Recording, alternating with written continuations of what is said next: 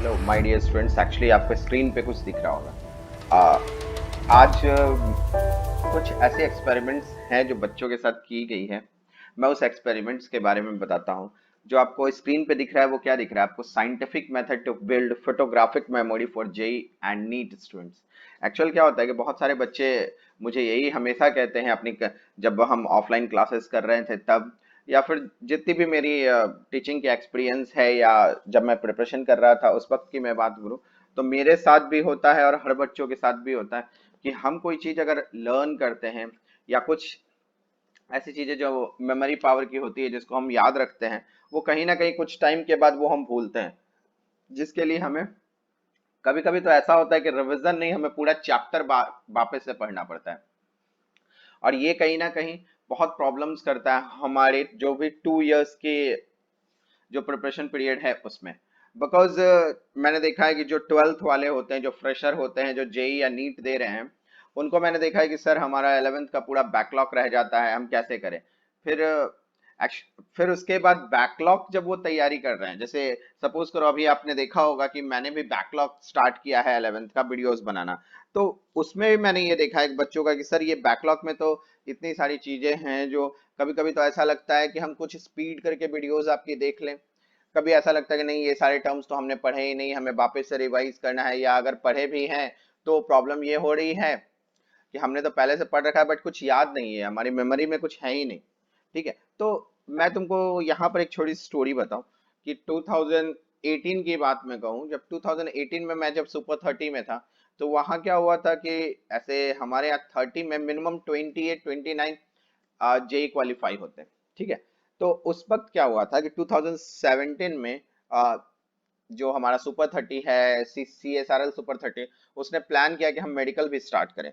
और जब medical start हुआ, मेडिकल को ओएनजीसी वालों ने फाइनेंस किया कि वहाँ के बच्चों को आप कवर करें, जो इंटेलिजेंट बच्चे हैं उनको ओएनजीसी ने फाइनेंस किया, और वो उनका एक ग्रुप बना 30 स्टूडेंट्स का। तो हमने ये देखा कि जो मेडिकल के स्टूडेंट्स थे उनके लिए भी हमने प्लानिंग की। तो 2017 का बैच हमारा पहला मेडिकल बैच था। और जब वो 2018 में हुए तो जेई के जो बैचेस थे और मेडिकल्स के बैच थे वो बहुत अफेक्टेड थे। अफेक्टेड इन द सेंस कि जेई में जहां हमारा मिनिमम रिजल्ट जो एडवांस में 27-28 का होता था, वो घट के 24 पे चला गया था। और मेडिकल की जो 30 में जो हमारा पहला बैच था वो ओनली 25 स्टूडेंट्स ही उसमें क्वालिफाई हो सके। तो दैट्स द रीजन हमने सोचा कि ये क्या चल रहा है। तो उस कंडीशंस में हमने कुछ डॉक्टर्स वगैरह से कंसर्न किए। जब डॉक्टर से कंसर्न किए तो डॉक्टर से हमें ये पता चला कि एक्चुअल में प्रॉब्लम्स क्या होता है कि बच्चे सब कुछ पढ़ते तो हैं, मगर क्या होता है टाइम ड्यूरेशन उनको एक्चुअल में कभी कभी लगता है कि बहुत ज्यादा है, या कभी कभी लगता है बहुत कम है। तो एक चैप्टर कंप्लीट करने के बाद वो दूसरे चैप्टर्स पे काम करने लगते हैं। और जब वो दूसरे चैप्टर पे काम करने लगते हैं तो पिछले चैप्टर्स को वो कहीं ना कहीं वो मिस आउट करते हैं, मतलब भूलने लगते हैं, और वो फ्रेश चैप्टर्स पे ब्रेन लगाना शुरू कर देते हैं। ठीक है, तो डॉक्टर्स का ये कहना था कि हमारे ब्रेन में जब आप किसी चीज को पढ़ते हो, ठीक है, और जो आंखों के ऊपर क्या होता है, हमारे ब्रेन में एक हिपोकैम्पस होता है। ठीक है, हिपोकैम्पस एक्चुअली ह्यूमन ब्रेन का एक हिस्सा होता है। ठीक है, उसमें क्या होता है कि जो भी आप पढ़ते हो या जो भी आप लिखते हो, वो सारी चीजें उसी जगह स्टोर होती है। ठीक है, क्योंकि जब हम हाथ से लिखते हैं या सुनते हैं, इस हिपोकैम्पस वाले हिस्से में जमा हो जाता है, जिसे हम कहते हैं कॉग्निटिव मैप। ठीक है, जो बायो के जो नीट वाले स्टूडेंट्स होंगे वो मेरी बातों पे एकदम एग्री कर रहे होंगे। अब देखो कॉग्निटिव मैप्स में क्या होता है कि वो स्कैन होके सारी चीजें वो जमा हो जाती है। ठीक है, बट क्या होता है थोड़े टाइम के बाद हम उसको भूलने लगते हैं, मतलब वो जो कॉग्निटिव मैप्स होता है वो क्या होता है डाइल्यूट हो जाता है, कंप्लीटली डाइल्यूट हो जाता है, क्योंकि उसका जो टाइम पीरियड होता है हिपोकैम्पस का, कि वो अपने कॉग्निटिव मैप्स में कितनी सारी चीजें याद रखे, वो अपने टाइम पीरियड तक रखता है। उसके बाद वो क्या हो जाता है, उसके बाद वो डाइल्यूट होना शुरू हो जाता है। अब इसी चीज को हमें कैसे डेवलप करना है, तो डॉक्टर्स वगैरह ने हमें ये बोला कि जब आपके बच्चे अर्ली मॉर्निंग, मतलब early morning in the sense sunrise के टाइम तक आप उठ जाएं। ठीक है, और सनराइज के टाइम जब आप उठें तो आप क्या करो कि करीब 8 to 10 मिनट्स या 10 to 12 मिनट्स आप बहुत स्पीड में दौड़ो। अगर आप बहुत स्पीड में दौड़ते हो या फिर किसी भी तरह का कार्डियो एक्टिविटीज करते हो, तो आप देखोगे कि 10 से 15 मिनट बाद आपकी बॉडी जो होती है वो पसीने में आ जाती है। और जब पूरी तरह से आप गीले हो जाते हो तो उस वक्त क्या होता है कि आपका ब्रेन एकदम ब्लैंक हो जाता है। कभी आप ऐसे देखना कि अगर आप दो दोस्त अगर वॉक करते जा रहे हो तो वॉक करते हुए आप दो दोस्त आराम से बातें कर सकते हो। बट अगर आप रन कर रहे हो, दौड़ रहे हो, तो आप दो दोस्तों को बातें करने में बहुत मुश्किल हो जाती है। ठीक है, क्योंकि वहां पर आपका ब्रेन जो होता है एकदम ब्लैंक हो जाता है। ब्रेन ब्लैंक होने का मतलब आप एकदम पूरी तरह से ब्लैंक हो चुके हैं। अब आप उसके बाद जब आप आ, ये एक्टिविटी, कार्डियो एक्टिविटी खत्म करने के बाद जब आप रूम में जाओ तो आप देखोगे कि जब आप स्टडीज करना स्टार्ट करते हो तो आप जो भी आप टॉपिक स्टार्ट करते हो 20 से 30 मिनट्स में ही आपका ये जो हिपोकैम्पस होता है वहां पर बहुत इजी वे में सारी चीजें याद होने लगती है। ठीक है, वहां पर जो कॉग्निटिव मैप्स होता है बहुत तेजी से वर्क करता है। अब ये नहीं समझना कि ब्लैंक होने का मतलब ये होता है कि जो हमने पहले पढ़ा क्या वो भूल जाता है, नहीं, वो रीस्टोर होता रहता है। ठीक है, तो जब भी हम फ्रेशर कोई काम करते हैं ना तो बहुत आसानी से वो चीजें इंटर होती है।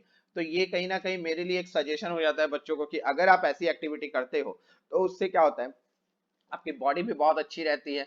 और कार्डियो एक्टिविटीज से क्या होता है कि हिमो जो मैंने आपको बात बताई हिपोकैम्पस वो ब्लैंक होती है, ब्रेन ब्लैंक होती है। और उसके बाद हमें और भी चीजें याद रखना बहुत आसान हो जाता है।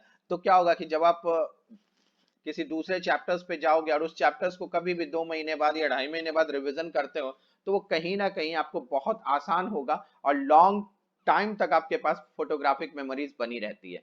तो ये कहीं ना कहीं बहुत अच्छा तरीका होता है, आप इस तरह से भी आगे बढ़ सकते हो।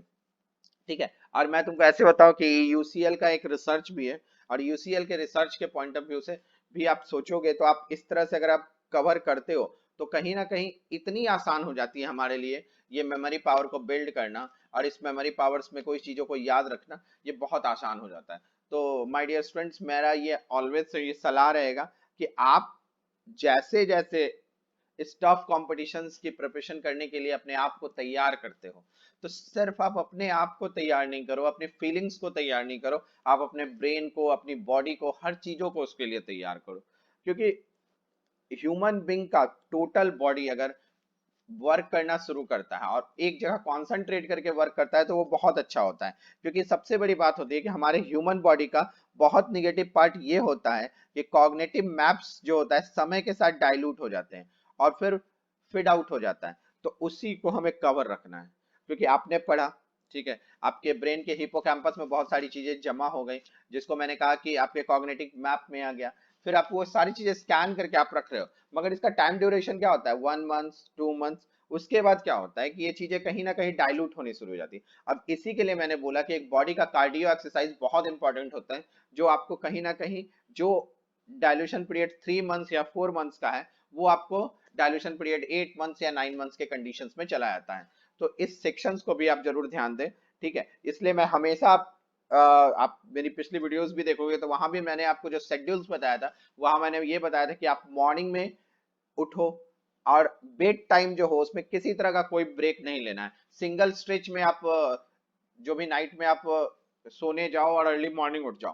तो और अर्ली मॉर्निंग उठने के बाद और इन बिटवीन द नाइट आपको कभी भी नहीं सोना है।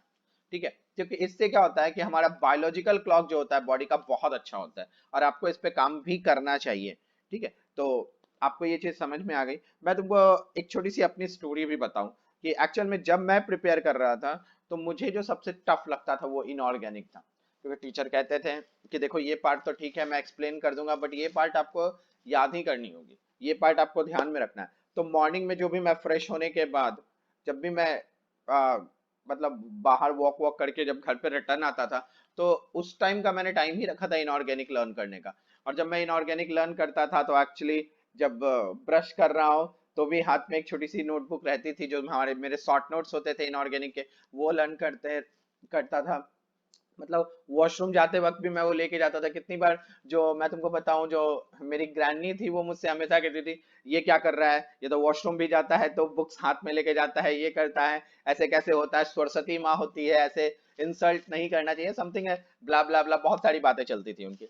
बट बिलीव में कहीं ना कहीं वो जो टाइम था मॉर्निंग का वो मेरे लिए बहुत इंपॉर्टेंट हो जाता था। मैं बड़े आराम से इनऑर्गेनिक उस टाइम में लर्न कर पाता था। मैं तुमको यहाँ पर भी एक छोटी सी बात बताऊंगा, जैसे मैंने तुमको बताया कि यूसीएल रिसर्च के बारे में। तो यूसीएल रिसर्च में ये चीज क्लियर बताया गया है कि अगर आप कोई काम कर रहे हो तो उसको अगर ब्रेक लेके करो ना तो वो बहुत अच्छा होता है। जैसे सपोज करो तुम फिजिक्स पढ़ रहे हो मॉर्निंग में, अगर तुमने फिजिक्स मॉर्निंग में पढ़ा तो आप क्या करो 1 से 1.5 घंटा तक फिजिक्स पढ़ो। उसके बाद उसमें ब्रेक ले लो। कभी भी एक साथ पूरे चैप्टर खत्म करने की कोशिश ना करो, उसको 1 डेढ़ घंटे पढ़ने के बाद ब्रेक ले लो। उसके बाद तुम कोई अदर एक्टिविटीज या कोई अदर सब्जेक्ट स्टडी करना है वहां बुक मार्क लगा के फिजिक्स में छोड़ दो, और कोई अदर सब्जेक्ट्स तुम मतलब स्टडी करने लगो या लर्न करो या प्रैक्टिस करो, कुछ और करो। उसके बाद तुम फिर ब्रेक लेके उसको स्टार्ट करो, क्योंकि यूसीएल भी कहता है कि अगर आप ब्रेक लेके कोई चीज करते हो तो वो कहीं ना कहीं आपके ब्रेन में बहुत टाइम तक रहता है। तो वो जो मैं आपको हमेशा ये बात बोल रहा हूँ उतनी देर से, कि हिपोकैम्पस के अंदर जो कॉग्निटिव मैप होता है उसका टाइम पीरियड जो होता है, डायल्यूशन का टाइम पीरियड जो होता है वो बढ़ जाता है।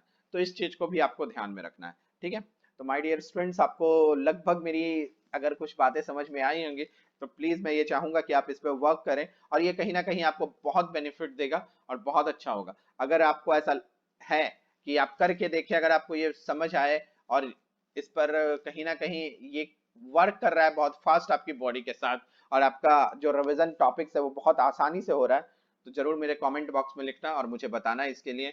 और मैंने बहुत बच्चों से ये बोला भी था कि जैसे हम लोग अभी अपना 11th का रिवीजन वीडियोस स्टार्ट किया है, जिसमें मैंने वेव मोशन स्टार्ट किया है, तो उसमें मैं एक चीज नोटिस कर रहा हूँ कि कुछ बच्चे ऐसे मेडिकल्स वाले खासकर, वो ये थिंक कर रहे हैं कि अरे ये तो डिटेल्स में हर टॉपिक को डिफाइन कर रहे हैं। देखो, कर तो हम रिवीजन ही रहे हैं, क्योंकि हम थियोरी पार्ट में ही डिस्कस कर रहे हैं, और वहां पर जो टर्म्स है, मैं तुमको इसलिए बोलता हूँ कि टर्म्स को, थियोरी को या उसके डेरिवेशन को ध्यान से इसलिए देखो, क्योंकि डेरिवेशन के अंदर से ही कुछ पॉइंट्स निकलते हैं जो कहीं ना कहीं आपको मेडिकल्स में पूछे जाते हैं, नीट के एग्जाम से पूछे जाते हैं, जेई मेंस में पूछे जाते हैं।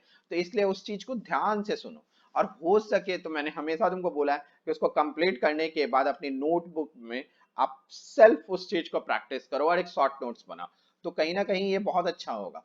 ठीक है, और इस पे काम करो। और मैंने न्यूमेरिकल के लिए आप लोगों को ये बोला कि इन केस अगर न्यूमेरिकल्स में कहीं आप प्रैक्टिस कर रहे हो कि सर ने तो थियरी करा दी, न्यूमेरिकल्स प्रैक्टिस करने में थोड़ा टाइम जा रहा है, तो कौन से सेक्शन के न्यूमेरिकल्स में आपको प्रॉब्लम्स हो रहे हैं, उसके लिए आपको मेरा टेलीग्राम जो ग्रुप मैंने एक बनाया है, जो मैं आपको डिस्क्रिप्शन बॉक्स में दे दूंगा, उस डिस्क्रिप्शन बॉक्स के टेलीग्राम ग्रुप में आप जाएं, और वो टेलीग्राम ग्रुप में वहां पर आप ज्वाइन करें, और जो भी आपके डाउट्स हैं, जो भी सिले से भी डाउट्स हैं या किसी भी तरह के भी डाउट्स हैं, आप वहां पर आके पूछ सकते हैं। और वहां पर मैं आपको वेव मोशन से रिलेट करता हुआ जितनी भी अच्छी बुक्स हैं, उन सबसे अच्छे क्वेश्चंस निकाल के, मैंने क्या बोला था आपको कि क्वालिटी ऑफ क्वेश्चंस हम अच्छे रखेंगे, क्वांटिटी ऑफ क्वेश्चंस पे मैं इसलिए नहीं ध्यान दे रहा क्योंकि हम रिवीजन में जा रहे हैं। अगर एक अच्छा क्वेश्चन हमारे 30-35 एमसीक्यू को सॉल्व कर सकता है तो वो ज्यादा बेटर है, हम उस पर दिमाग लगाएं। तो आपको बहुत क्वालिटी ऑफ क्वेश्चंस आपको उस टेलीग्राम ग्रुप में भी पोस्ट होते रहते हैं, और आपको मिलेंगे, और आपके जो भी डाउट्स होंगे वहां पे क्लियर हो सकता है।